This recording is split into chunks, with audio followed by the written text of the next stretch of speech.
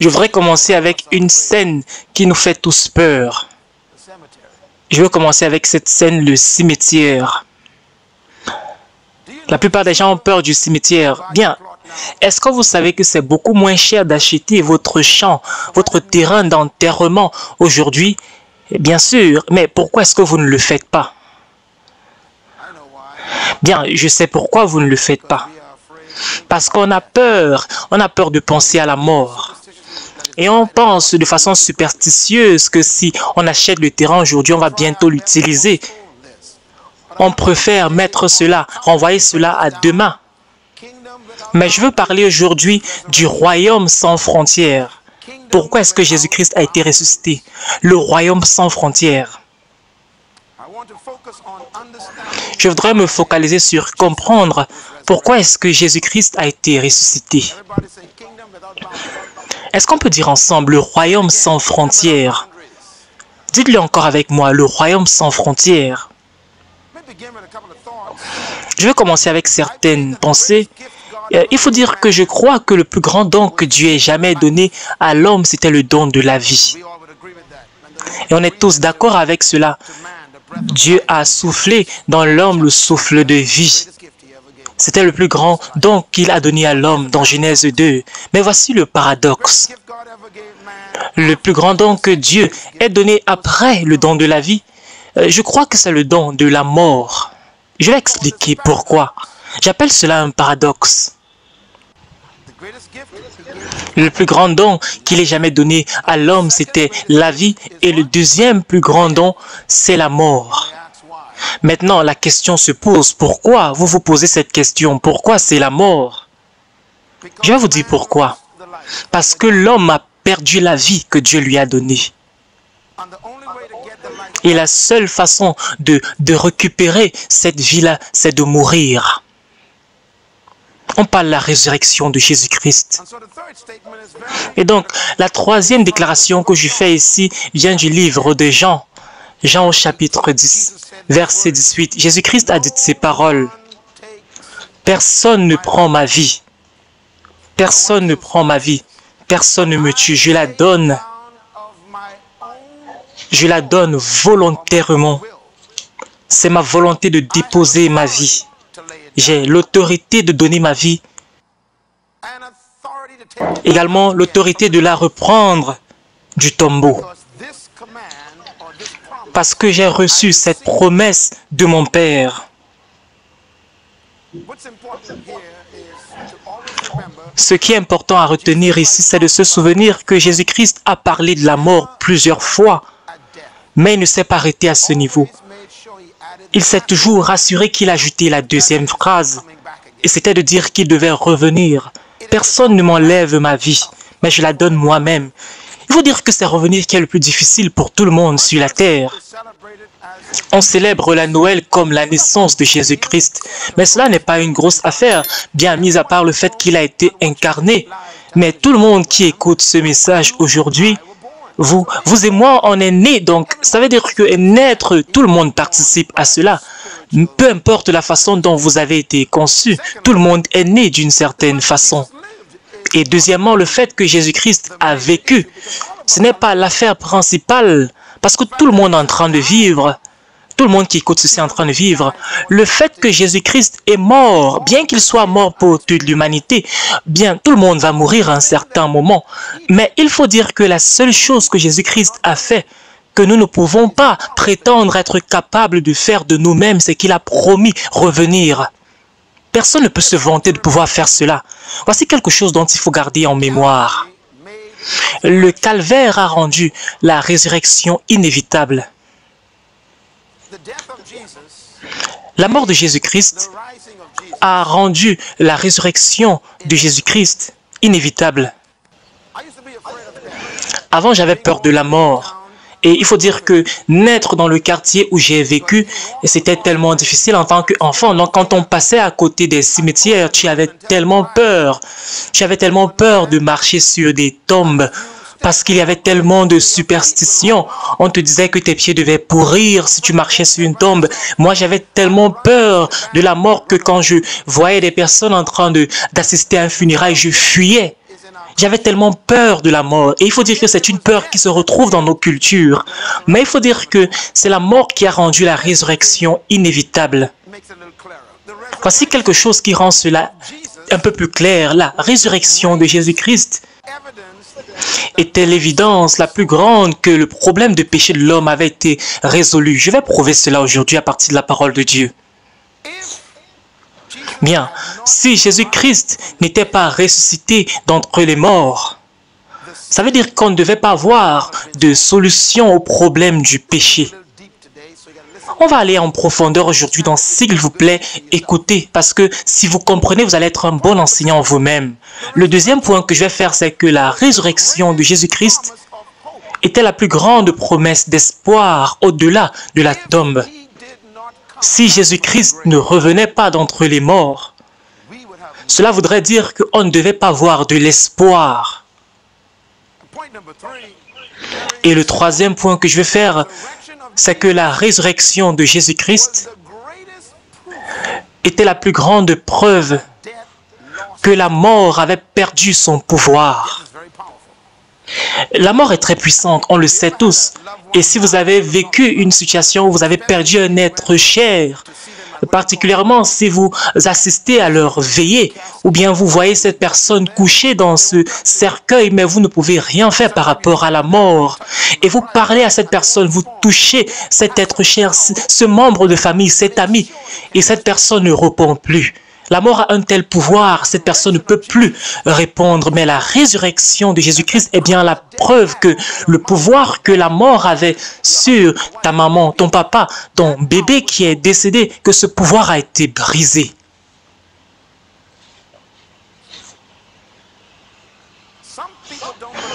Certaines personnes ne croient pas que Jésus-Christ a été ressuscité, et je vais prouver cela à partir de la parole de Dieu.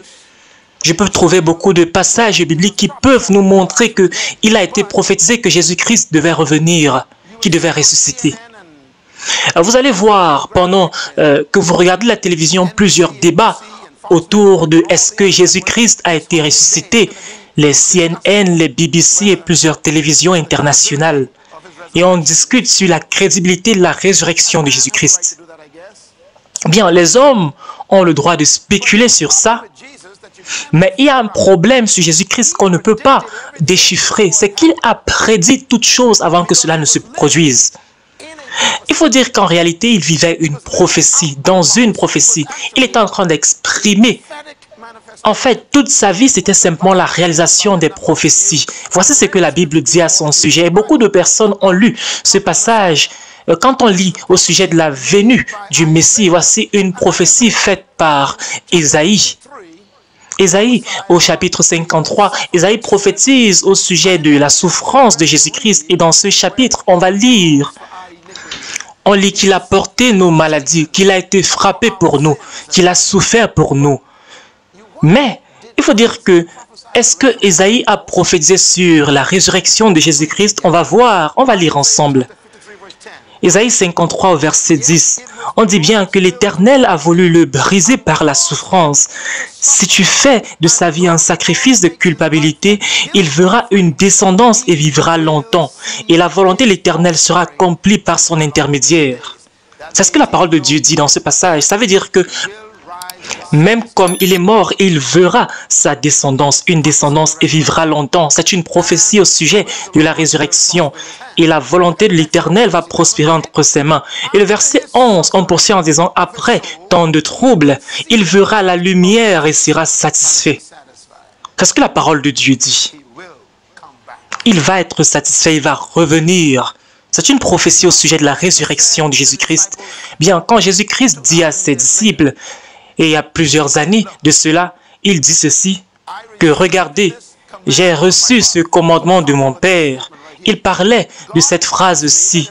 Jésus-Christ dit, si je donne ma vie, je vais voir les fils, ma descendance, je vais revenir les voir. Il dit bien, je suis convaincu que si je meurs, je vais revenir. Mesdames et messieurs, chers frères et sœurs en Jésus-Christ, il faut dire que si toi, tu décides de pouvoir lire la Bible et te mettre à la place du Messie, prenons cela comme un exemple parce que tu es convaincu que c'est toi le Messie, que tu peux faire cela. En réalité, tu peux dire que tu es né d'une vierge et personne ne pourra discuter avec toi, même si on ne sait pas. Tu peux dire également que tu es un homme saint. Tu peux faire cela. Tu peux même décider de mourir pour nous. Tu peux dire que je vais mourir, tu peux te faire tuer, tu peux faire cela. Mais il faut dire qu'il y a une chose qu'il va être très difficile de réaliser. Est-ce que tu peux dire aux gens avec certitude que tu vas revenir, que tu vas ressusciter? Est-ce que tu peux donc imaginer, écoutez-moi bien s'il vous plaît, voici comment on sait que Jésus-Christ, lui, savait qu'il était le Christ, qu'il allait revenir. Cette dernière phrase-là, que je vais revenir, je vais ressusciter, on ne peut pas le dire au hasard, espérant juste que tu vas revenir, tu dois le dire avec certitude. Le fait que Jésus-Christ a dit cela plusieurs fois, que je vais mourir, je vais ressusciter le troisième jour. Il a dit cela plusieurs fois dans Matthieu 16, ça c'est plusieurs centaines d'années après Ésaïe. On dit après ce moment, Jésus-Christ a commencé à expliquer à ses disciples qu'il allait mourir, qu'il allait partir à Jérusalem et souffrir plusieurs choses entre les mains des anciens, des chefs des prêtres, des enseignants, des spécialistes de la loi, qui devaient mourir, et non pas seulement ça, et que le troisième jour, il devait ressusciter. Il dit, je vais revenir. C'est cette puissance. C'est cela qui prouve qu'il était le Messie. Tout le monde peut dire que je vais mourir pour vous et que je vais revenir, mais que tu ne reviens pas. Mais tu ne peux même pas le dire avec assurance. Mais lui, il a dit cela non pas seulement une fois, il a dit cela plusieurs fois. Il disait toujours, je vais mourir, je vais revenir après 3 jours, je vais ressusciter le troisième jour. La résurrection donc, c'est la confirmation de ce que lui, Jésus-Christ, était le Christ. Jésus était le Christ. Et par conséquent, il était le plus grand parmi tous les êtres humains. Matthieu 28 nous dit ceci. Et on dit ceci.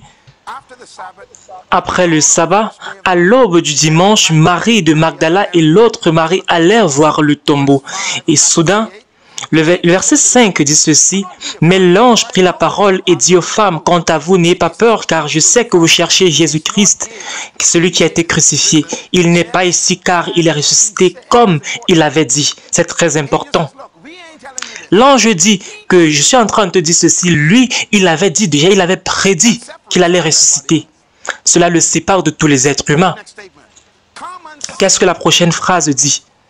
Venez voir l'endroit où il était couché et allez vite dire à ses disciples qu'il est ressuscité. Et il vous précède en Galilée. C'est là que vous le verrez. Vous le verrez parce qu'il est ressuscité. Voilà, je vous l'ai dit. C'est l'ange qui parle au sujet de Jésus-Christ. Jésus-Christ avait prédit. C'est Jésus-Christ qui accomplit la parole de Dieu. Tout ce qu'on avait prophétisé à son sujet, il a accompli cela. Même la résurrection. Matthieu 16, verset 13 dit ceci. Jésus arriva dans le territoire de Césarée de Philippe. Il demanda à ses disciples, qui suis-je d'après les hommes, moi, le Fils de l'homme? Ça va être le cœur de mon message aujourd'hui. S'il vous plaît, ne ratez pas cette partie très importante. Je voulais d'abord poser cette fondation pour connaître pourquoi est-ce que cette question était importante.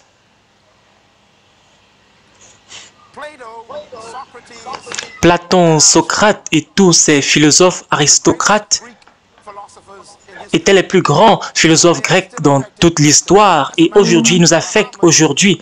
Il faut dire qu'aujourd'hui, l'île Bahamas est contrôlée par Platon et Socrate, par leur philosophie. Les États-Unis sont contrôlés, gouvernés par les idées de Socrate parce que c'est eux qui ont inventé l'idée de la démocratie.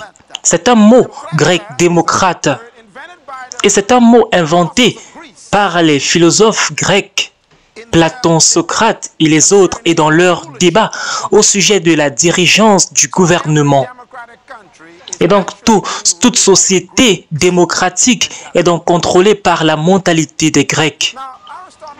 Maintenant, Socrate et Platon et d'autres philosophes ont parlé des royaumes. Et si vous lisez leurs écrits, vous allez être intrigués parce qu'ils ont parlé des royaumes. En réalité, il y avait plusieurs royaumes avant les Grecs et les Grecs n'avaient pas de royaume. Mais ces philosophes ont étudié comment est-ce qu'on gouverne de façon efficace. Et c'est eux qui ont inventé l'idée de la démocratie. Maintenant, une des choses qu'ils ont étudiées, c'était comment est-ce que les rois gouvernent. Et voici ce qu'ils ont découvert. Écoutez-moi s'il vous plaît, sinon vous n'allez pas comprendre la parole de Dieu. Bien, ils ont découvert qu'un roi gouverne avec un système contraire à celui de la démocratie. Par exemple, dans la démocratie, on vote le leader, le peuple vote son leader et le leader va maintenant choisir un cabinet, un gouvernement. Et ce gouvernement-là vient pour conseiller le leader. Voici ce qu'on appelle la démocratie. J'espère que vous comprenez. C'est le cas de plusieurs pays aujourd'hui. Dans la démocratie, c'est le peuple qui choisit son leader et maintenant le leader va choisir son gouvernement. Et c'est ce gouvernement ou ce cabinet qui va conseiller le leader sur comment gouverner. Mais dans un royaume, c'est différent. Dans un royaume, c'est le roi qui vote pour les citoyens. C'est lui qui choisit. Jésus-Christ, par exemple, dit que vous ne m'avez pas choisi, c'est moi qui vous ai choisi. Jésus-Christ est un roi. Et c'est le cas d'un royaume. Et deuxièmement, dans un royaume, c'est le roi qui choisit son cabinet, son gouvernement. Mais il faut dire que ce gouvernement est choisi non pas pour conseiller le roi, mais pour faire sa volonté. Ils sont là pour exécuter la volonté du roi dans le royaume. Et leur travail, c'est de prendre les désirs du roi et traduire cela en législation, en loi. Et maintenant appliquer cela dans le royaume. Et donc le peuple obéit la pensée du roi au travers de son cabinet ou bien de son gouvernement. Eh bien, les Romains ont implémenté l'idée des Grecs et on appelait ce groupe-là le Sénat. J'espère que vous allez comprendre cela. Bien, le Sénat qui se trouvait à Rome à cette époque-là, c'était donc autour du roi César qui exécutait la volonté de l'empereur dans tout le royaume, l'Empire romain. C'est pour cela que Rome, l'Empire romain, était un royaume. Bien, le groupe qui est autour du roi, ces personnes qui faisaient partie du gouvernement du Sénat, il y avait un nom pour ce groupe que le roi avait choisi pour pouvoir implémenter sa volonté dans tout le royaume. Il y avait un nom. Il y avait un nom grec, un mot grec. Et bien évidemment, il faut dire que les Grecs ont existé avant les Romains. Mais les Romains ont volé toutes les idées grecques et ont rendu Rome très puissant en tant que royaume. Et maintenant, ce groupe que les Grecs ont choisi pour pouvoir décrire le mot qu'ils ont choisi pour décrire ce groupe, ce mot, c'est le mot Ecclesia. Et cela s'appelle E-K-K-L-E. 2 S, I et A. C'est le groupe Ecclesia. C'est le nom de ce groupe, ce Sénat, ce gouvernement qui avait été choisi par le roi. Bien évidemment, on connaît un mot semblable dans le contexte chrétien aujourd'hui. C'est l'Ecclesia. S'il vous plaît, prêtez attention. Il faut dire que ce mot Ecclesia, quand il est traduit en français, ça va donner le mot E-G-L-I-S-E.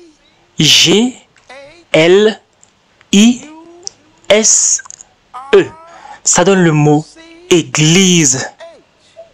C'est le mot Église. Donc, Ecclesia est traduit par le mot Église. J'espère que vous comprenez l'origine de ce mot Église qu'on utilise aujourd'hui. Maintenant, on va poursuivre avec l'enseignement. Bien, il faut dire que le mot Ecclesia, ce n'est pas un mot, ou bien ce n'est pas un groupe religieux. C'est une agence politique d'un roi. C'est un mot politique. C'est l'État. C'est quelque chose qui a à voir avec un gouvernement. Et on va comprendre en profondeur ce que cela signifie. Mais j'espère pour ceux qui sont déjà en train de réfléchir un peu ce que cela signifie. Cela veut dire qu'on a un petit problème avec notre conception de ce mot. Bien, voici maintenant pourquoi cette question est importante. La seule personne qui est capable de choisir un ecclésia, c'est un roi. Un prophète n'est pas capable de le faire. Un prophète ne peut pas avoir une ecclésia. Un prêtre ne peut pas avoir une ecclésia. Un homme de Dieu, un enseignant ne peut pas avoir une ecclésia. Seul un roi peut avoir une ecclésia. J'espère que vous m'écoutez. Donc, Jésus-Christ est 3/4 dans son ministère de 3 ans et demi. Bientôt, il est en train de partir. Il a fait beaucoup de travail avec ces hommes. Il leur a enseigné au sujet du royaume, le royaume de Dieu, le royaume de Dieu. Et il voit son temps approcher, sa fin approcher. Et maintenant, il dit, avant de partir, je vais établir mon gouvernement. Et il se tourne vers ces gens. Il dit, qui est-ce que les gens me décrivent? Comment est-ce qu'on me décrit? Qui est-ce qu'on dit que je suis? Pourquoi? Parce que qui je suis détermine ce que je suis qualifié pour faire. J'espère que vous comprenez. Je sais que certains ne comprennent pas encore, mais vous allez comprendre. C'est la raison pour laquelle les musulmans appellent Jésus-Christ dans leur courant un prophète. Mais cela disqualifie Jésus-Christ. Il ne peut pas avoir un royaume s'il est simplement un prophète. Les hindous appellent Jésus-Christ un enseignant de sagesse. Cela disqualifie Jésus-Christ. Il ne peut pas avoir un royaume dans ce cas. Les bouddhistes voient Jésus-Christ simplement comme un homme sage. Cela le disqualifie s'il était simplement un homme sage. Il ne peut pas avoir un royaume dans ce cas. Mais on va voir que ce n'est pas la vérité au sujet de Jésus-Christ. C'est la raison pour laquelle toute génération dans l'histoire doit traiter avec Jésus-Christ et l'identifier. Toute génération. Et peu importe ce que tu l'appelles, cela lui donne la qualification pour pouvoir avoir cet endroit. Parce que si c'est simplement un homme de bien, ça veut dire qu'il ne peut pas en réalité t'aider parce que tout le monde peut être un homme de bien. S'il est simplement un homme sage, ça veut dire que même ton professeur à l'université est un homme sage et ton professeur ne peut pas t'aider. Mais maintenant, la question de Jésus est importante. Il s'assoit avec ses disciples, ses étudiants. Voici la question qu'il leur pose. Quand il les a rassemblés, quand il est venu à Césarée, le territoire de Césarée de Philippe, c'était un territoire qui avait été bâti, une ville qui avait été construite par le César. Donc j'ai eu à visiter cela, la zone de Césarée de Philippe. C'est un endroit qui est très beau. Donc Jésus-Christ arrive dans cet endroit où il y a cette belle construction. Et tout ceci appartient au roi. Et le roi a construit ceci comme un endroit où il peut prendre du bon temps. Et Jésus-Christ voit tout ce pouvoir et toute cette splendeur de la Césarée de Philippe. Il s'assoit avec ses disciples et il pose la question, qui est-ce qu'on dit que je suis? Qui suis-je d'après les hommes? Qui suis-je d'après les hommes? C'est la question que Jésus-Christ a posée. Maintenant, écoutez leur réponse. Et chaque réponse le disqualifie. Eh bien, les uns disent que tu es Jean-Baptiste. Les autres disent que tu es Élie. Ça veut dire que tu es simplement un prophète comme les autres. Ça veut dire que je ne peux rien faire avec ce titre de prophète, Jean-Baptiste ou Élie. Est-ce que vous m'écoutez? Les jeunes gens, est-ce que vous m'écoutez?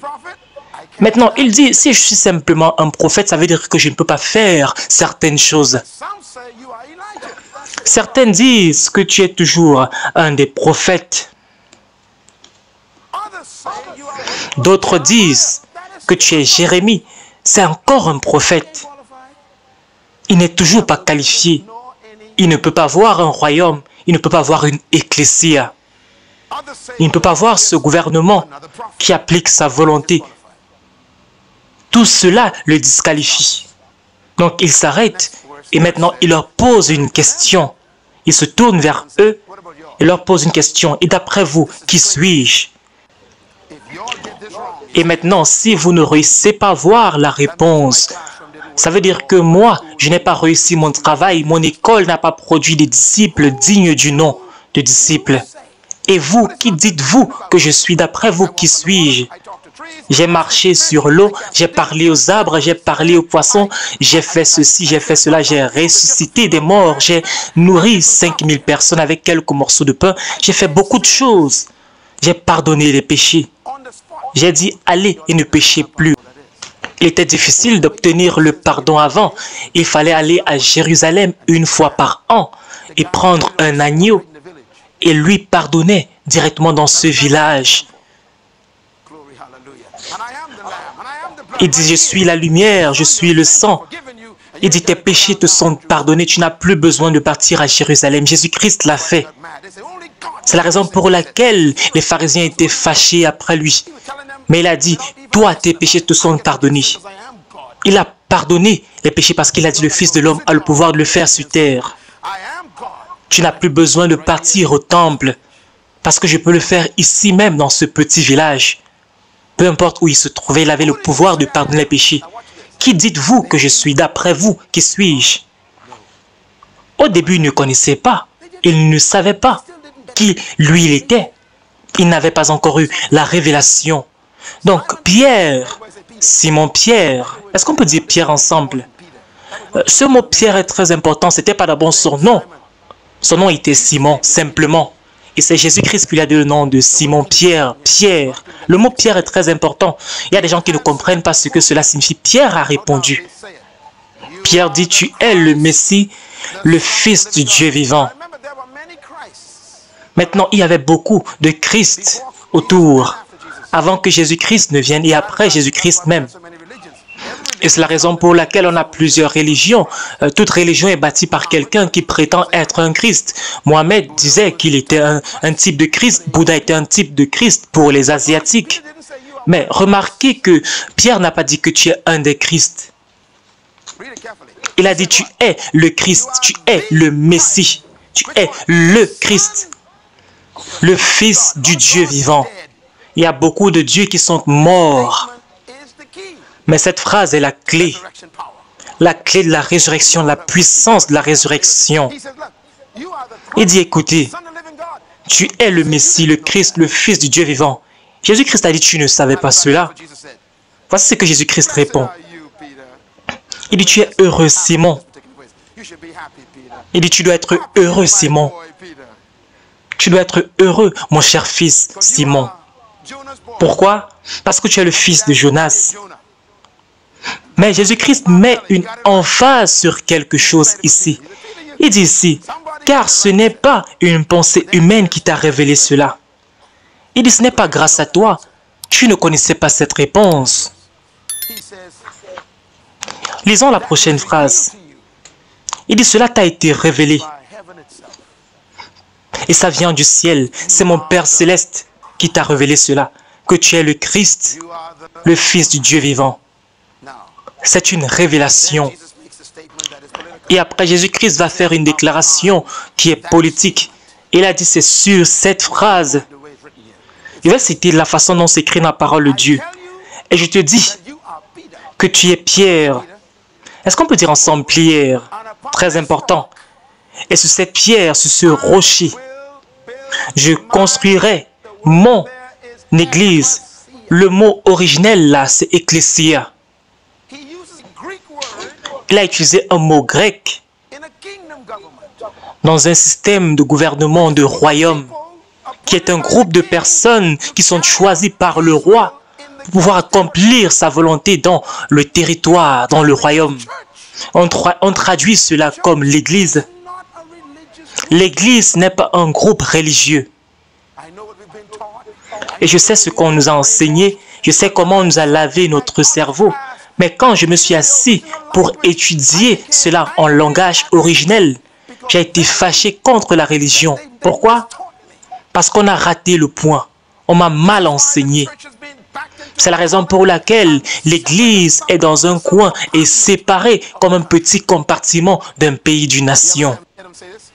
Vous allez entendre des gens dire que dis à l'Église de rester hors de cette affaire parce que c'est une affaire de gouvernement. Il faut dire que l'Église est un gouvernement. J'espère que vous comprenez la profondeur de cette phrase. Aux États-Unis, ils ont un problème avec l'Église parce qu'ils disent qu'il y a une séparation entre l'État et l'Église. Mais il faut dire que l'Église, c'est un État, c'est un gouvernement. Et je pense honnêtement que si on doit avoir une séparation entre l'Église et ce qu'on appelle l'État, c'est une séparation entre l'État céleste et l'État terrestre. Parce que ces deux sont des États. L'Église est un État, c'est un gouvernement. Maintenant, je vais vous donner un exemple de comment est-ce que cela fonctionne. J'espère qu'on est toujours ensemble. Jésus-Christ n'est pas un homme religieux. Souvenez-vous, il n'est pas un prophète. Il est le Messie, le Christ. Il est loin de Dieu. Maintenant, écoutez-moi. Est-ce que vous connaissez qui l'a arrêté? Il faut dire que quand on l'a arrêté, ce n'était pas le gouvernement romain qui l'a arrêté. C'était les personnes religieuses, les pharisiens et autres, la mauvaise police. S'il vous plaît, écoutez-moi. Je sais que c'est un peu compliqué à comprendre, mais vous allez comprendre si vous êtes concentré. Si vous m'arrêtez, que vous n'êtes pas qualifié pour m'arrêter, cela n'est pas légal. En réalité, si j'étais quelqu'un de religieux, tu pouvais envoyer des personnes religieuses pour m'arrêter. Mais puisque je suis une personne du royaume, vous n'êtes pas qualifié pour m'arrêter. Donc, on a arrêté Jésus-Christ. Je suis tellement content quand je prêche ce message. Et on l'a mené devant le Sanhédrin. On l'a mené non pas devant un gouvernement. On l'a mené devant le chef des prêtres. C'est maintenant un centre religieux et lui, il est au mauvais endroit. On appelait le conseil du Sanhédrin. C'est un groupe religieux. Et c'est eux qui voulaient juger Jésus-Christ. Et maintenant, le roi est dans le mauvais tribunal. C'est la raison pour laquelle Jésus-Christ n'a pas répondu à leurs questions. Parce qu'il était dans le mauvais tribunal. Il ne pouvait pas répondre à des personnes religieuses. Il n'était pas prophète. On l'insultait. On lui donnait tous les noms. Mais il disait, vous n'êtes pas légal. Je ne vais pas vous répondre. Si je vous réponds, c'est que je vous donne la crédibilité parce que je suis dans le mauvais tribunal. Je ne peux pas vous répondre. Le mauvais juge, le mauvais jury, la mauvaise police. Vous n'êtes pas qualifié pour me juger. Je suis politicien et vous n'êtes pas qualifié. Il n'a rien dit comme parole. Il n'a pas répondu. Ces personnes, le chef des prêtres était fâché. On a dit qu'il faut qu'on l'amène chez Pilate. Et Jésus-Christ a dit, maintenant je suis en train de partir au bon endroit parce que Pilate était gouverneur d'une région dans un royaume, en charge d'une colonie. Et maintenant, il peut parler avec quelqu'un qui comprend son langage parce que lui, c'est un roi. Jésus-Christ est un roi. Et remarquez quelles sont les paroles de Pilate. Pilate n'a jamais dit, est-ce que vous êtes un prophète?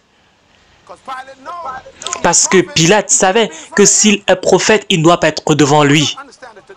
J'espère que vous comprenez ceci. Donc la question de Pilate, c'était, est-ce que tu es un roi? Parce que moi, je traite avec les politiciens. Est-ce que vous m'écoutez? Est-ce que tu es un roi? Et Jésus-Christ a répondu, tu le dis, je suis un roi. Et c'est pour ce but que je suis né. C'est à ce moment que Pilate a su qui était en face de lui. Maintenant, on est dans un tribunal différent. Cet homme, c'est un roi. Il n'est pas un prophète comme les autres. C'est un politicien. Il est un roi. Et ensuite, Jésus-Christ a commencé à parler. Parce qu'il est dans le bon tribunal. Pilate a dit à Jésus-Christ que j'ai le pouvoir de t'ôter la vie si je veux. Parce que j'ai l'anneau du César. Je peux te tuer, je peux te donner la vie si je veux. Et Jésus-Christ était tellement content. Maintenant, il est dans la bonne pièce, il est dans le bon tribunal. Et Jésus-Christ a dit, mon cher Pilate, s'il te plaît, écoute-moi. Je vais citer sa réponse. Voici ce qu'il a dit au Pilate. Il dit, Pilate, tu ne peux pas avoir une autorité sur moi à moins que cela ne t'a été donné par mon gouvernement qui est au ciel. Et maintenant, il a menacé le Pilate. À cet instant, je peux appeler 10 légions d'anges pour me libérer d'entre tes mains. Mais parce que je sais que j'ai besoin de faire ce travail de mourir, s'il te plaît, tais-toi. C'est en quelque sorte ce que Jésus-Christ est en train de dire. Alléluia. Ça, c'était la parole d'un roi, Jésus-Christ le roi. Il était dans le bon tribunal. Et maintenant, voici la question qui se pose. Qui suis-je? C'est la fondation de toute chose. Si je suis simplement un prophète comme Mohamed, ça veut dire que je ne peux rien faire pour vous. Je ne peux pas vous aider. Si je fais juste des miracles, ça veut dire que je ne suis pas qualifié pour avoir un royaume. Je ne suis pas juste un enseignant comme Mohamed, comme Bouddha, comme les autres. Parce que si c'est le cas, je ne peux pas vous aider. C'est la raison pour laquelle je suis beaucoup plus que cela. En fait, je suis frustré qu'on a réduit Jésus-Christ au christianisme, à la religion. Le christianisme, c'est juste une des grandes religions. Comment oses-tu ramener Jésus-Christ dans la catégorie de Bouddha, de Mohamed, de Confucius? Et tu fais que Jésus-Christ entre en compétition avec eux. Il les a créés. Mais la religion a dilué Christ. Il a fait de lui un simple prophète. Et s'il est simplement un prophète comme les autres, ça veut dire que nous tous, on est sans aide, sans issue. Il a dit à Pierre, sur cette phrase, quelle phrase? Tu es le Messie, le Christ. Je vais bâtir mon église. Je vais bâtir mon ecclésia. Et les portes du séjour des morts ne prévaudront point contre elle. Ne pourront pas vaincre, empêcher, résister à mon église, à mon ecclésia. C'est une phrase très puissante. Je vous prie de prendre des notes maintenant. Il y a beaucoup de bonnes choses qu'on va dire à cet instant. Voici là où les catholiques commencent à avoir un petit problème à ce niveau. Si vous êtes catholique, je sais quel est votre background, votre fondation. J'ai étudié le catholicisme et je sais où votre théologie, d'où est-ce que ça vient. L'orientation catholique, c'est que Christ est en train de parler à Pierre ici. En réalité, il ne parlait pas à Pierre, il ne parlait pas au sujet de Pierre. Voici le mot grec ici. Le mot grec pour Pierre, c'est Pétros. Et le mot Pétros veut dire petit caillou. Petit caillou. Juste une petite pierre. Et l'autre mot qu'il a utilisé pour rocher ici, c'est le mot Pétra. C'est un autre mot en grec. Et cela signifie montagne. Donc, on a deux mots différents ici. Donc, si on doit lire cela en langage original, ça va être quelque chose de cette façon. On va lire ceci comme ça. Simon, tu es Pierre, et sur cette pierre, je bâtirai mon église. On utilise le mot Pierre deux fois, mais ça n'a pas la même signification. Simon, tu es Pierre, et sur cette pierre, je bâtirai mon église. Donc, on a l'impression, si on lit cela de cette façon sans connaître la différence entre les deux, on va croire qu'il est en train de bâtir l'église sur Simon-Pierre. S'il vous plaît, dites la vérité, vous, évêques catholiques qui connaissez la vérité. Écrivez-moi des lettres, parce que vous connaissez la vérité, c'est deux mots différents. Un, c'est un petit caillou, et l'autre veut dire une grande montagne. Il dit, Pierre, tu as une petite pierre, un petit caillou.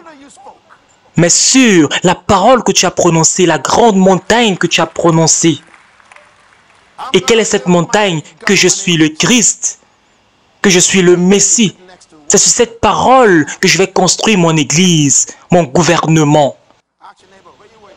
Demande à ton voisin où est-ce que tu travailles et dis-lui je travaille pour le gouvernement. J'espère qu'on est ensemble. Est-ce qu'on peut honorer Dieu par nos acclamations? Je travaille pour le gouvernement. Et maintenant, dis à ton voisin, comment est-ce que tu es devenu employé du gouvernement? Demande-lui, pose-lui cette question. Dis-lui, c'est le roi qui m'a choisi pour faire partie de son église. Personne n'a voté pour toi. C'est le roi qui t'a choisi. Ce n'est pas toi qui as choisi le roi. Il faut te souvenir de cela. Il y a beaucoup de personnes qui ne t'aiment pas même à l'église. Donc si c'est eux qui devaient te voter, en réalité tu ne devais pas être choisi. Gloire à Dieu, c'est le roi qui t'a choisi lui-même. Est-ce que tu peux honorer Dieu pour cela? C'est lui qui t'a choisi. C'est lui-même qui le dit. C'est moi qui vous choisis. Donc il est en train de parler ici de cette grande pierre, de ce rocher. Tu es le Christ. Quand on parle de rocher, on parle de fondation. Et sur cette fondation sur laquelle je vais bâtir mon cabinet, mon église, c'est le fait que je suis le roi, parce que je suis qualifié, que je suis le Christ. Donc en réalité, le mot Christ, c'est le mot Christos en grec. Et j'ai pris ceci du lexique grec. Christos veut dire un roi d'Israël. On parle ici d'un oint, d'un choisi, d'un gouvernant. Le mot Christ ici veut dire gouvernant qui est oint, un roi qui est oint. Quand Pierre dit que tu es le Christ, tu es le Christos, tu es le Christos, ça veut dire que tu es au-dessus de tous les Christ. Ça veut dire que sur cette parole, maintenant il est en train de parler à Pierre, il dit, sur cette parole, sur cette pierre, sur ce rocher, sur cette montagne, je vais bâtir mon église. Maintenant, je vous choisis pour faire partie de mon cabinet. Il faut dire qu'on ne conseille pas le roi dans un royaume. Vous vous souvenez, on fait la volonté du roi dans un royaume. Dans la démocratie, on peut débattre avec un premier ministre ou un président. On peut dire qu'on n'est pas d'accord, mais ce n'est pas le cas dans un royaume. Tu viens dans un royaume en réunion juste pour pouvoir faire la volonté du roi. J'espère que vous me comprenez. Il faut dire que l'Église ne doit pas avoir une opinion sur l'homosexualité, par exemple. On ne doit pas avoir une opinion sur les jeux au hasard. La Bible nous dit que celui qui poursuit les fantaisies va devenir pauvre, mais celui qui cultive son champ va devenir riche. Les fantaisies, ce sont des jeux au hasard, acheter des chiffres en espérant de devenir riche. Ça ne fonctionne pas comme ça. On n'est pas supposé vivre sur la base de la chance, du hasard. Ça, c'est irresponsable. Comment est-ce qu'on peut légaliser l'irresponsabilité? Je ferais mieux de ne pas entrer dans ce domaine. Et beaucoup de personnes ont peur que je parle de ça parce qu'il y a des personnes qui sont chrétiennes qui jouent les jeux au hasard. Vous et moi représentons le gouvernement du ciel. Et on ne conseille pas Jésus-Christ. Il nous commande. Il dit, si vous m'aimez, vous allez faire mes commandements. Honorer, faire ma volonté. On ne peut pas aimer Jésus-Christ et appliquer l'homosexualité et discuter, débattre à ce sujet. Ce n'est pas une opinion qu'on doit avoir. Il a déjà sa volonté. J'espère que vous m'écoutez. Mais je ne suis pas là pour vous plaire. Je vais prêcher. Est-ce qu'on peut applaudir? Je ne suis pas là pour plaire un homme. Je travaille pour le gouvernement. Je vais donner le rapport à mon gouvernement quand je vais finir ce message. Il dit, je suis le roi. Et les rois ne prennent pas des conseils, ils donnent des conseils. C'est différent de la démocratie. Vous voulez savoir comment Jésus-Christ parlait? Il disait par exemple qu'il vous a été dit de ne pas commettre l'adultère. Mais moi, je vous dis, celui qui convoite une femme dans son cœur pour coucher avec elle a déjà commis l'adultère avec elle dans son cœur. Ça, c'est un roi qui parle. Il ne prend pas un conseil de l'homme. Il dit, repens-toi maintenant. Il ne prend pas l'avis d'un être humain. C'est un roi.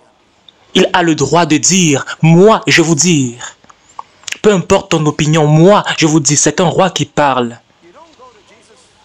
Tu ne pars pas à Jésus pour lui donner tes recommandations, tes conseils. Tu donnes ton rapport pour recevoir des instructions de lui.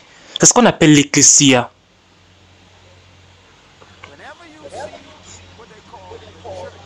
Quand tu vois ce qu'on appelle l'église en train de débattre avec des sujets que Jésus-Christ a déjà résolus, c'est pas ça l'église. Jésus a déjà décidé de quelque chose, l'église ne peut plus débattre sur ces sujets. C'est déjà décidé par le roi. Et donc que tu travailles pour une entreprise ou bien tu es dans le gouvernement, quand tu entres dans ce bureau et tu dois prendre des décisions, si tu représentes le royaume de Dieu, tu n'es pas à vendre. Tu n'es pas à vendre. Et voici là où plusieurs organisations chutent. Plusieurs groupes tombent. On se demande pourquoi. Est-ce que des organisations se brisent? Bien, c'est parce qu'il y a quelqu'un qui est tellement engagé à défendre leurs convictions qu'il viole ce qu'on appelle la responsabilité collective. En d'autres termes, même comme je ne suis pas d'accord, je vais faire comme si je suis d'accord. Dans le royaume de Dieu, on ne fait pas ça. Je vais quitter cette organisation si c'est ce que vous faites. C'est ce que Jésus-Christ a dit. Pourquoi? Parce que je ne suis pas là pour vous plaire. Je suis en train de donner un rapport à une grande autorité. Il faut dire que vous et moi, nous travaillons juste pour une audience d'une personne. J'ai eu un rêve une nuit. Je me suis réveillé, j'étais en train de transpirer. J'avais peut-être 22 ans. J'avais tellement peur. Pourquoi? Je m'étais vu sur une estrade. Et je prêchais et je chantais. Et il y avait des milliers de personnes dans cette salle. Je ne vais jamais oublier ce rêve. Et quand j'ai terminé, tout le monde s'est levé pour m'applaudir. Les gens commençaient à crier. Tout le monde était debout. Et j'étais tellement content dans mon rêve. J'étais tellement fier. Et devant moi, j'ai vu, juste devant, dans la salle, il y avait un homme qui était assis. Lui n'était pas debout. Il était en train de pleurer. Et dans le rêve, je me suis dit, en regardant ce monsieur, pourquoi est-ce que lui ne se lève pas pour pouvoir m'applaudir, pour m'acclamer, pour me célébrer? Ma performance était très bonne, tout le monde reconnaît cela. Pourquoi lui ne se lève pas? Qui est ce monsieur? Qui est ce monsieur qui est ingrat? Ingrat. Je me souviens, je l'ai regardé depuis l'estrade. Tout le monde est en train de crier, en train de me célébrer, en train de m'applaudir. Et ce monsieur est en train de pleurer. Il était juste devant. J'ai continué à le regarder, j'avais peur de partir vers lui. Et soudainement, je me suis tourné et je suis parti. J'ai dit, excuse-moi monsieur, quel est le problème? Et quand il m'a regardé, c'était Jésus. J'ai pleuré toute la nuit. Je ne suis pas rentré dormir et j'ai entendu ces paroles. Si je ne me lève pas, c'est que tu as échoué. Peu importe le nombre de personnes qui se lèvent.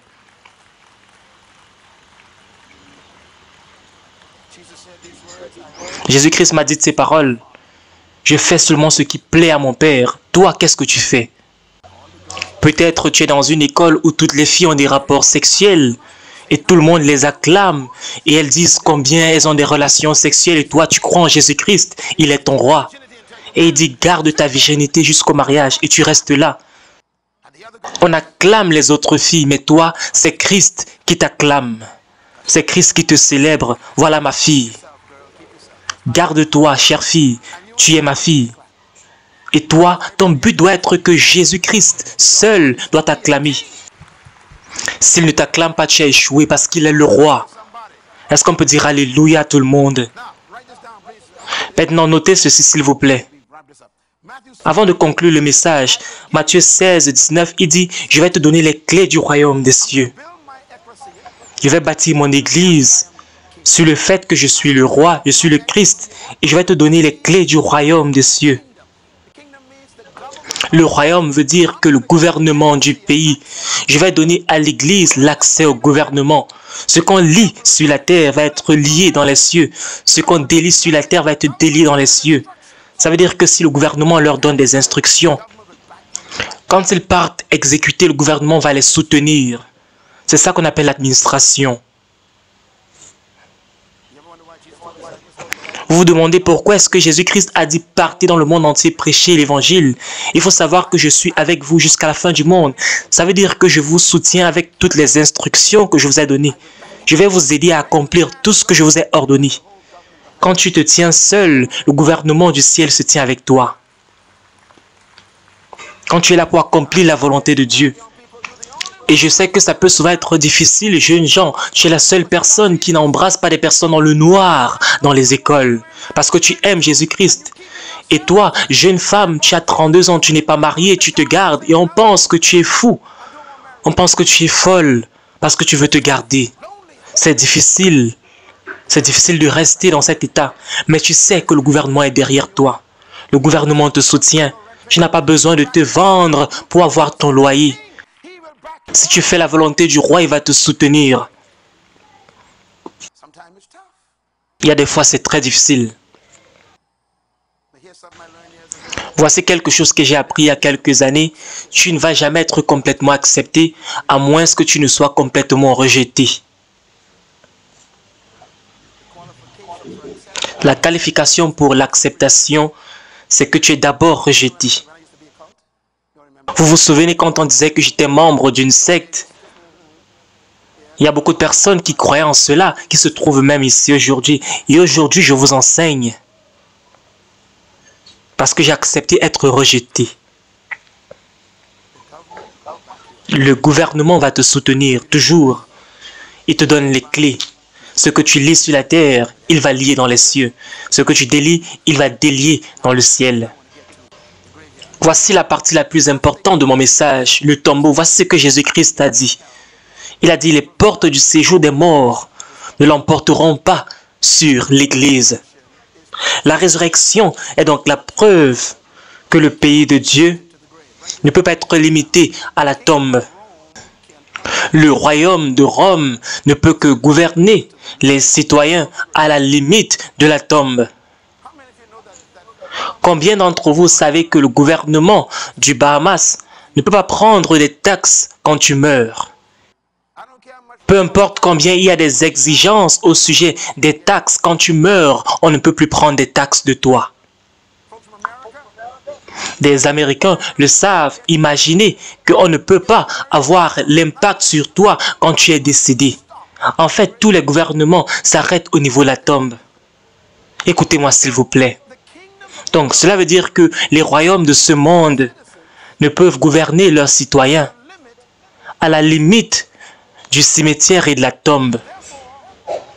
Par conséquent, le royaume de Dieu, Jésus-Christ l'a dit, va transcender la mort et continuer à gouverner les citoyens au-delà de la tombe. Je vais expliquer ce que je veux dire par là. Le mot que Jésus-Christ utilise ici, le mot enfer, bien, je dois expliquer, vous savez, c'est très important de pouvoir comprendre ces choses. Est-ce qu'on peut dire ensemble enfer? Est-ce que vous pouvez écrire le mot enfer sur papier? Il y a 3 mots pour le mot enfer dans la Bible. Mais en français, généralement, on utilise le mot seulement enfer. Et c'est ça le problème. Par exemple, quand Christ dit que je vais bâtir mon église sur cette parole, et les portes de l'enfer ne prévaudront point, ça n'a rien à voir avec le feu. On ne parle pas d'un lac de feu ici. Il y a 3 mots pour le mot enfer. C'est d'abord la GN, ça c'est le premier mot. La GN. Et la Géhenne veut dire le lieu du tourment. Le deuxième mot pour l'enfer, c'est le mot Sheol. Et ça veut dire le lac de feu. Le troisième mot pour enfer dans les Écritures, c'est le mot séjour des morts. Notez cela s'il vous plaît, c'est le tombeau, le cimetière. Donc quand Jésus-Christ a parlé, il a choisi le mot séjour des morts. Il dit, et les portes du séjour des morts ne l'emporteront pas sur elle. Il parle là de la tombe, il parle de la mort. Il dit, écoutez, mon royaume sera établi sur le fait que je suis le Messie, je suis le roi, je suis loin de Dieu. Il parle là des limitations de Rome. Il dit aux disciples que vous êtes tous victimes de Rome, vous êtes opprimés par Rome. Vous serez soulagés quand vous allez mourir, parce que César ne peut pas vous atteindre quand vous êtes dans le tombeau. Son gouvernement se termine au niveau de la tombe, quand vous mourrez. Mais Christ dit, écoutez-moi, je vais bâtir mon gouvernement sur ma parole, sur le fait que je suis un roi. Et ce pays va avoir l'influence sur cette terre et même au-delà de cette terre. Je vais gouverner vos vies, je vais prendre soin de vous, mais ça ne va pas se terminer sur terre. Ça ne va pas se terminer dans le cimetière. Mon gouvernement va continuer. C'est la raison pour laquelle l'apôtre Paul dit, quand vous êtes absent de votre corps, vous êtes toujours présent. Est-ce que vous savez que Jésus-Christ est toujours avec vous? Même si vous êtes mort, il est présent, il est avec vous. Donc, peu importe si vous mourrez ou vous êtes en vie, que vous soyez de ce côté ou de l'autre côté, mon royaume règne. C'est ce que Jésus-Christ dit. Nous sommes les seules personnes sur la terre qui n'ont pas l'assurance vie, on a l'assurance mort. Vous bénéficiez des deux côtés, que vous soyez en vie ou vous soyez mort. J'espère que vous me comprenez. vous bénéficiez des deux côtés. Ça veut dire que si vous mourrez, il n'y a pas de problème. Parce que Jésus-Christ vous assure. Quand vous êtes dans le royaume de Dieu, l'assurance de vie, c'est également l'assurance de mort. Parce que celui qui est en Christ, quand la trompette va sonner, cette personne va être ressuscitée d'entre les morts. Pourquoi? Parce que cette personne n'était jamais réellement morte. Les portes du séjour des morts ne peuvent pas l'emporter. Dans le royaume de Dieu, le citoyen ne peut pas être séparé de son roi à cause de la mort. C'est pour cela que je suis Jésus-Christ, parce que je ne peux jamais perdre des deux côtés. La résurrection me donne la paix. Peu importe ce qui arrive, que je vive ou que je meure. L'apôtre Paul dit que la mort m'est un gain. J'ai la victoire même si je meurs. Quatrièmement, la résurrection de Jésus-Christ était donc la preuve que lui, c'est-à-dire le roi, avait l'autorité sur la mort.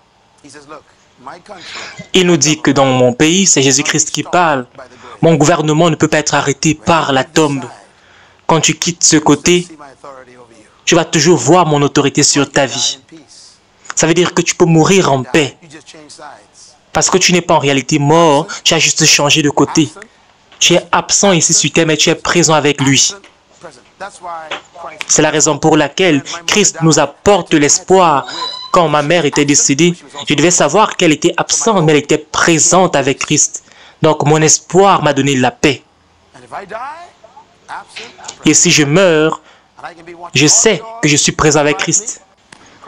Et tous ceux qui seront sur terre, après ma mort, seront en train de prier. Moi, je serai en train de vous regarder. Et je vous ai déjà dit, ne portez pas le noir à mon deuil. Je vous dis maintenant.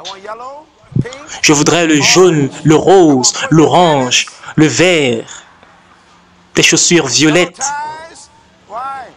des cravates jaunes. Pourquoi? Parce que ce n'est pas une expérience de dépression pour moi. On a un moment de célébration de vie. Parce que je suis toujours en vie, en Christ Jésus. Jésus-Christ a la victoire sur la mort. L'Esprit de Dieu, par conséquent, nous donne une promesse. Et voici cette promesse. Voilà pourquoi je lui donnerai sa part au milieu de beaucoup et il partagera le butin avec les puissants. Il a été enterré dans la tombe d'un homme riche. Je vais lui donner une portion avec les grands. Il va partager le butin avec les puissants.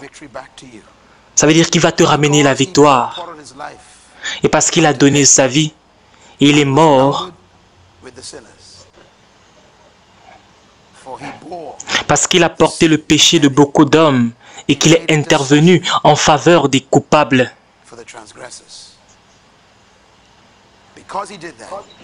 Parce qu'il a fait cela, maintenant Dieu dit, il va le ressusciter d'entre les morts. La mort est le dénominateur commun de tous les êtres humains. Tout le monde meurt.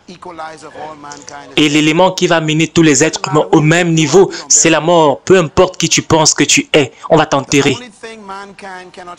La seule chose que l'humanité ne peut pas arrêter ou éviter, c'est la mort. Donc tu ferais mieux de planifier pour ton enterrement. Peu importe combien quelqu'un t'a méprisé, cette personne va mourir. Donc, si tu restes en vie, cette personne, tu vas voir cette personne mourir et être enterrée si toi tu es encore en vie. S'il te plaît, ne pense pas à ton mari ou à ta femme. Ce n'est pas de ça que je parle. Peu importe. Par exemple, Hitler, Saddam Hussein, peu importe, la mort va résoudre leurs problèmes. La mort résout les problèmes de ce genre. Ils sont partis. Mais la mort est la peur ultime de l'humanité. Et c'est la raison pour laquelle la résurrection est importante. La résurrection efface la peur de la mort. Le royaume de Dieu va au-delà du tombeau. La mort est un rendez-vous et tout le monde doit respecter ce rendez-vous à un certain moment. Tout enfant, toute femme, tout homme, il n'y a rien aussi permanent que la mort. Quand tu meurs, tu ne reviens pas jusqu'à ce que lui revienne. Rien ne nous rend aussi impuissants que la mort. Tu ne peux pas ramener quelqu'un d'entre les morts. Tu touches leur corps, tu pleures, tu fais tout cela, mais tu ne peux pas la ramener. La seule chose que tu peux faire avec la mort, c'est te préparer pour la mort. C'est la raison pour laquelle la résurrection est importante. Jésus-Christ nous a donné la vie pour qu'on puisse ressusciter d'entre les morts. Mais tu dois d'abord lui donner ta vie pour qu'il puisse vivre en toi et te ressusciter d'entre les morts au moment venu. C'est pour cela que tu viens à Christ, non pas pour joindre une religion, mais pour sécuriser ta résurrection. Je pensais que Dieu avait créé l'homme essentiellement pour pouvoir être à son image, pour être son expression sur la terre. Il faut dire que la mort a été créée par Dieu, mais la mort n'avait pas de pouvoir. Quand Adam a péché, il a donné le pouvoir à la mort. Et par conséquent, le péché donne le pouvoir à la mort. Dieu a dit ces paroles à Adam, le jour où tu vas manger de cet arbre, tu vas mourir. Tu vas mourir. Écoutez-moi, jeunes gens, avant qu'on ne puisse conclure ce message. Et ça, c'est le cœur de la résurrection. La mort n'a pas été créée par le diable. Dieu a créé la mort. Lisez ce verset, s'il vous plaît. C'est très important. Étudiez ce verset. Dieu dit à Adam, le jour où tu manges le fruit, tu vas mourir. Ça veut dire que la mort était présente quelque part, dans le jardin quelque part. Il y avait donc la mort quelque part dans le jardin. La mort était là. Dieu dit à Adam, tu n'as jamais rencontré la mort. C'est vrai, c'est la première fois que j'utilise ce mot. Je suis en train de décrire quelque chose. Il y a ce monsieur qui s'appelle la mort qui existe. Maintenant, Adam, écoute-moi attentivement. Le jour où tu vas me désobéir, ce monsieur va te tuer. Maintenant, il n'est pas capable de te tuer parce que tu ne m'as pas encore désobéi. Donc, la façon de lui donner la vie, le pouvoir pour te tuer, c'est que tu puisses me désobéir. Si tu ne me désobéis pas, il va rester mort. Donc, la mort a été créée morte, inactive. Et la seule façon d'activer la mort, c'est de te rebeller contre Dieu, le péché. Donc, le péché, c'est ce qui a activé, qui a donné la vie à la mort, afin que la mort puisse tuer le pécheur. Donc la Bible dit que la puissance de la mort, c'est le péché. Je suis en train de conclure, s'il vous plaît, écoutez-moi. Ne ratez pas ce message, s'il vous plaît. Donc s'il n'y a pas de péché présent, la mort ne peut pas tuer l'individu.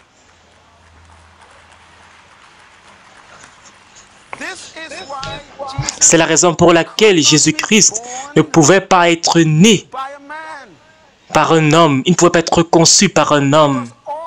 Pourquoi? Parce que tous ont péché. Tous les hommes sont des pécheurs. Je vais vous dire quelque chose au sujet de vous. Vous êtes programmé pour mourir. Vous êtes né pour mourir. La mort vous attendait avant que nous puissions même naître. Pourquoi? Parce que vous êtes né dans le péché. Et le péché donne la vie à la mort.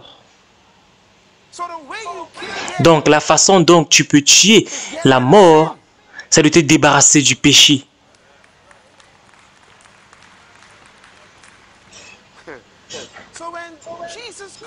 Donc, quand Jésus-Christ est venu dans le monde, la Bible dit qu'il ne connaissait pas de péché.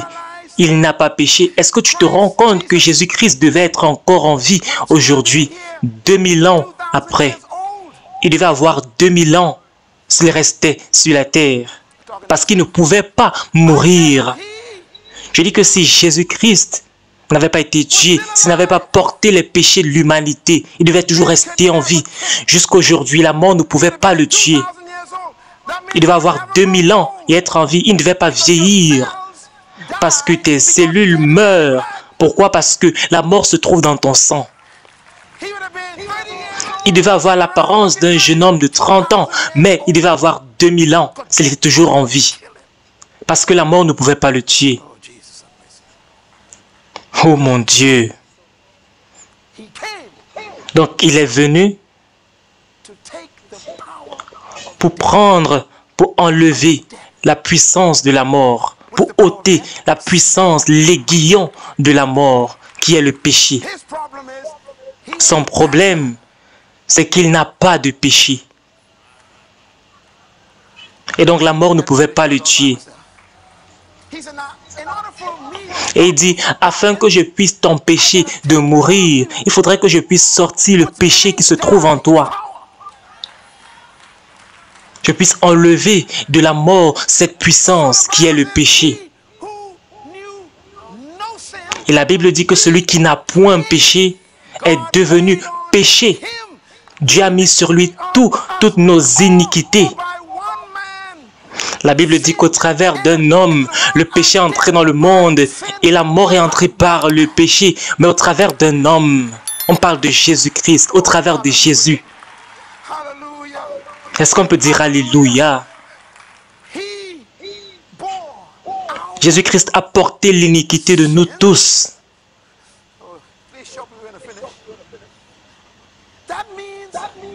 Et cela veut dire que le calvaire, Golgotha, vendredi saint, a effacé le droit de la mort pour pouvoir te garder mort.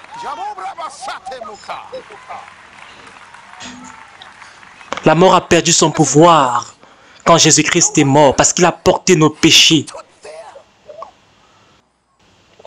Et c'est la raison pour laquelle quand la sœur de Lazare est en train de pleurer en disant que mon frère est mort, et si tu étais là, il ne devait pas mourir. Jésus-Christ a dit, mais tu parles de quoi? Je suis la résurrection et je suis la vie. Je suis la résurrection, je suis la vie. Femme, écoute-moi. Ce qui a tué Lazare, je suis venu tuer cette chose-là. Et il dit, je te dis, Marie, Lazare va se ressusciter. Écoutez-moi. Et Marie dit, je sais. Mais cela va se produire plus tard. Il dit, non. Ce qui va faire que ça se passe est là avec toi aujourd'hui et maintenant. Et il dit, devine quoi? Celui qui a tué Lazare ne peut pas me tuer parce qu'il n'y a pas de péché en moi. Et je vais lui dire, Lazare, sors, sors de ce tombeau parce que j'ai l'autorité sur la mort.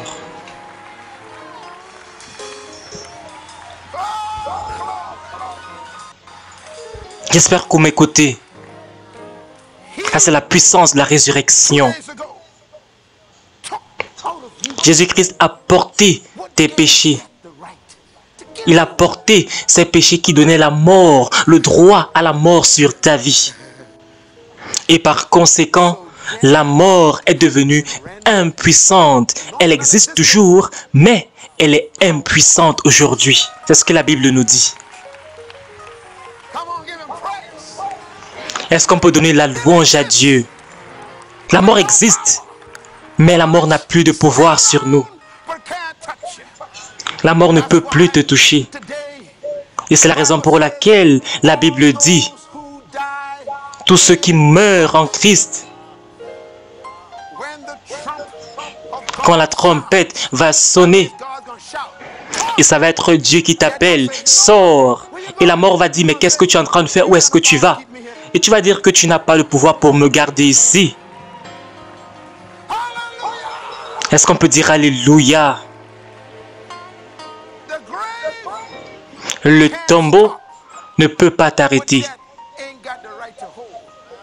Le tombeau ne peut pas arrêter ce que la mort n'a pas le droit de garder. C'est la raison pour laquelle tu peux être heureux, joyeux. Tu peux marcher avec autorité, avec puissance. Pourquoi? Parce que tu sais que tu es en Christ. Et tu sais que tes péchés ont été cloués à la croix il y a 2000 ans.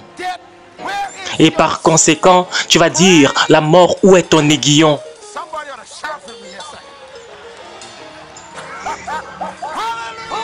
Est-ce qu'on peut dire Alléluia? Tombe, où est ta victoire? Jésus-Christ. Est-ce que vous êtes prêts pour ce que je vais dire? Il a détruit la mort avec la mort. Il a tué la mort. Je vais vous dire quelque chose. Écoutez-moi s'il vous plaît. Une fois que la mort a été détruite, la Bible dit que le salaire du péché, c'est la mort. Quand tu payes le salaire, tu ne peux plus mourir. La mort n'a plus de droit de demander quelque chose sur ta vie. Écoutez-moi s'il vous plaît. Par conséquent, Jésus-Christ est mort. Et la Bible dit, il ne peut pas mourir 2 fois. Il est mort une fois pour toutes. Il est mort avec tes péchés. Afin que tu ne restes pas dans la tombe. Voici ce que j'essaye de dire. Quand j'ai dit que la mort est naturelle, mourir c'est naturel. Si tu as péché, la mort peut te tuer. Et maintenant, si c'est que tu n'as pas de péché, la résurrection également est naturelle pour toi. Si tu n'as pas de péché, la résurrection est naturelle pour toi. La puissance du péché, c'est la mort qui t'arrête. Peu importe combien tu es grand, la mort t'arrête. C'est la mort qui t'arrête. Mais si je perds mon pouvoir, je meurs. Il est libre.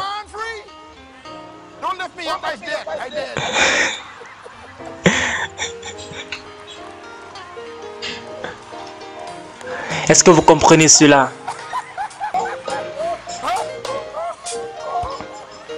Gloire à Jésus-Christ. Gloire à Dieu. Ça, c'est ce qu'on appelle la Pâque. C'est la mort qui est décédée.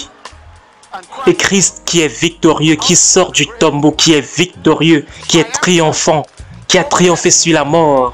Et il dit, parce que je vis, vous allez vivre. Qu'est-ce qu'on peut dire? Parce que je vis, vous allez vivre. Parce que moi je vis, Jésus-Christ dit, vous allez vivre. Ça c'est la bonne nouvelle.